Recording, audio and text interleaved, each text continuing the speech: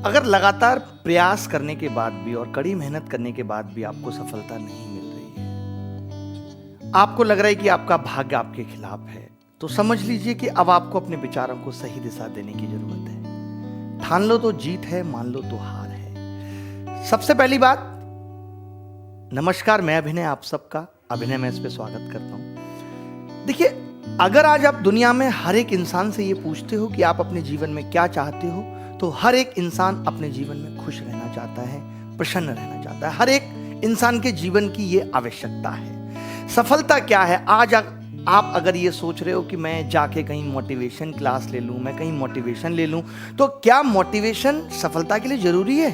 बिल्कुल भी जरूरी नहीं, एकदम जरूरी नहीं है। अगर जरूरत है सफलता पाने के लिए तो सेल्फ मोटिवेशन की जरूरत है, क्योंकि जो इंसान आपको मोटिवेशन दे रहा है उसको तो पता ही नहीं कि आप जाना कहां चाहते हो। सोचिए, एक ऐसा इंसान जिसको ये नहीं पता कि आपकी मंजिल कहां है, वो आपको रास्ता कैसे बता सकता है? मैं देखता हूं बड़े बड़े मोटिवेटर्स को, मैं देखता हूं वो कहते हैं, एक ही बात कहते हैं, you can do it, you can do it. लड़के का लक्ष्य ना पढ़ाई है ना कुछ है, वो एक लड़की को प्रपोज करना चाहता है, उसने बोला यू कैन डू इट, उसने कर दिया, यस आई डिड इट, 2 थप्पड़ लड़की ने लगा दिए। आपको ये जानना पहले तो खुद है कि आप जाना कहां चाहते हैं। क्या सामने वाले के सिर्फ ये कह देने से कि यू कैन डू इट, आप ये कर सकते हो? क्या कर सकते हो? करना क्या है आपको? आज सब हम लोग सिर्फ इस दिशा में भटक गए कि मैं पता कर लूं क्या करना है, मैं पता कर लूं, मैं कहीं से मोटिवेशन चुरा लूं। ये सब चीज चुराने से सफलता नहीं मिल सकती, ना ही ये सफलता के पैरामीटर हैं। सबसे पहली बात तो सफलता है क्या? ये सक्सेस जिसको हम कह रहे हैं वो क्या है? हर एक इंसान के लिए सक्सेस के अलग अलग मायने हैं।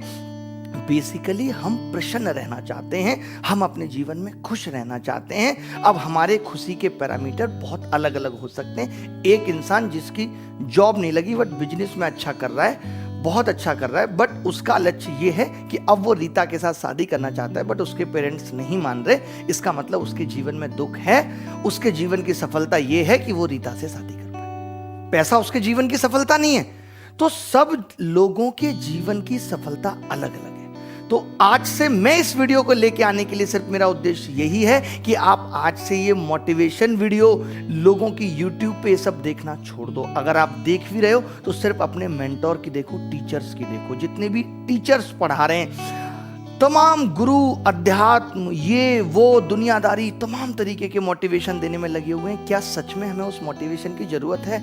नहीं है। अपने हालात हम बेहतर तरीके से समझ सकते हैं। आपका लक्ष्य इतना सा है कि आपको सीजीएल में पढ़ के नौकरी लेनी है। आपको सीजीएल में पढ़ के नौकरी लेनी है अपनी सामर्थ्य के अनुसार। अब सोचिए आप कि एक बच्चा जिसने 8th क्लास के बाद ही गणित छोड़ दी और पूरे टाइम बायोलॉजी पढ़ा, और वो अगर ये लक्ष्य बना लेता है जीवन का कि मुझे 3 महीने या 4 महीने की तैयारी में सीजीएल निकालना है, तो क्या ये पॉसिबल है कि वो सीजीएल निकाल पाएगा?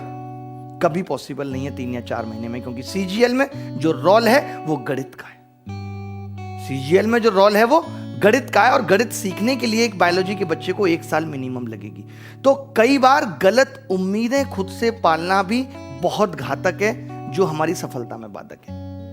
कई बच्चे जो कभी पढ़ाई में इंटरेस्ट नहीं रहा, कोई मतलब नहीं रहा, हमेशा से 3rd डिवीजन आई। देखिए, कई बच्चे सोचते हैं यार वो 3rd डिवीजन वाला भी एक बंदा आईएएस बनाता। वो एक अपवाद होता है, और हर इंसान आज की डेट में अपने आप को अपवाद मानने लग गया है। देखिए, अपवाद इतिहास बनाता है, आप खुद नहीं मान सकते अपने आप को अपवाद कि अरे वो तो 3rd डिवीजन आया था, वो आईएएस। तो हम क्या करते हैं, पढ़ाई में शुरू से रुचि नहीं थी, ग्रेजुएशन हो गया, अब साहब डायरेक्ट तैयारी करेंगे आईएएस की। 4 साल 5 साल घिसेंगे, उसके बाद गांव में आके खेती करने के लायक भी नहीं रहते। तो पहले तो अपने आप को पहचान के, अपनी स्ट्रेंथ को पहचान के, अपनी सामर्थ्य को पहचान के उस एग्जाम में उतरें कि आप इस एग्जाम के लायक हैं या नहीं।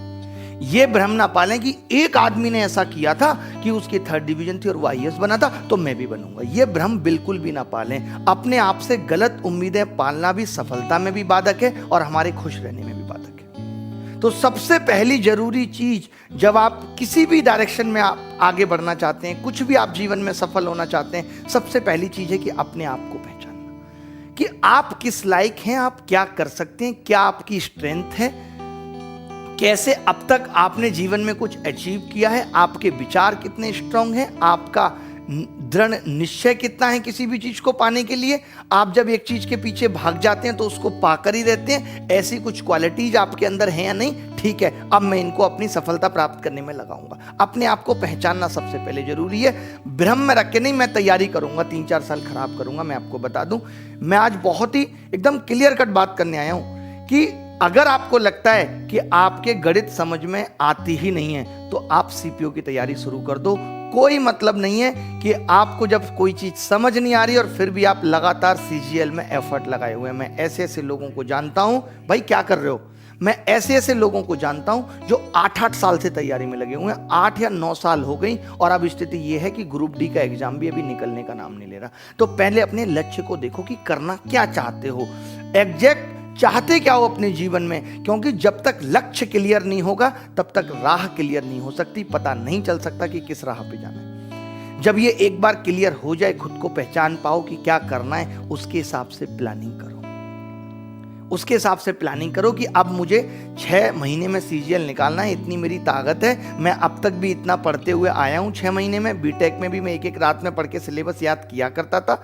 तो सबसे पहले मुझे उसके अकॉर्डिंग प्लानिंग करनी होगी और जल्दबाजी छोड़नी होगी। आजकल के युवा को हम देखते हैं कि अपना मैक्सिमम समय सोशल मीडिया पे खराब करने के बाद जो जीवन के जरूरी काम हैं, पढ़ाई लिखाई, जो आपकी सफलता की ओर आपको ले जाएंगे, उनमें वो जल्दबाजी कर